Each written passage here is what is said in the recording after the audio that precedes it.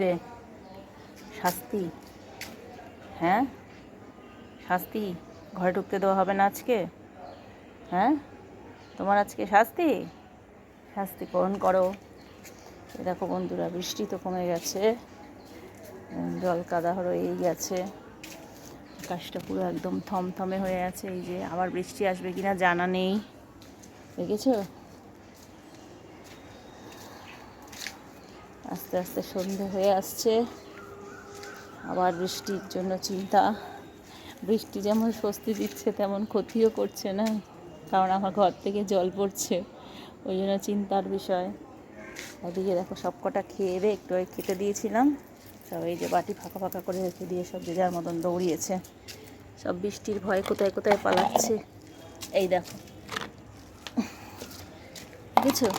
আর এই বদমাইশটাকে এই যে দেখো, ঘরে ঢুকতে দেওয়া হয়নি। বেটা কী করে জানো, বাথরুমের কাছে মানে বস্তা দিয়ে রেখে দিই, ওইটার মধ্যে গিয়ে টয়লেট করে দেয়। এই দেখো, কালকে করে দিয়েছে, এই যে বাইরে বের করে রেখে দিয়েছি, ধোয়া হয়নি, বৃষ্টিতে শুকাবে না, পচে যাবে, সেই ভয়তে ধুইনি। দেখেছো? সব কটা বাইরে যায়, একমাত্র ও। ওই দেখো, আবার ঘরে ঢুকতে দিইনি বলে দেখছো গ্রিলের ওপর দিয়ে কোথার থেকে ঢোকা যায়। ওই দেখো, ও বুঝতে পেরেছে যে ওর নামেই বলা হচ্ছে। কিরে জানাই, কী ব্যাপার?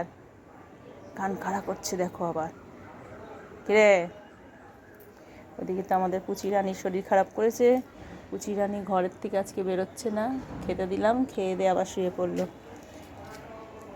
এই এই ধানাই, কিরে, দেখছো এদিক ওদিক তাকায়? তো চলো, সন্ধ্যা হয়ে গেছে, ঘরে ঢুকি। পোস্টেরও আলো জ্বলে গেছে, এই যে সন্ধ্যাবাতি দিই। নানু চল, সবাইকে বলে দে তো যে টাটা, আমরা এখন ঘরে ঢুকবো।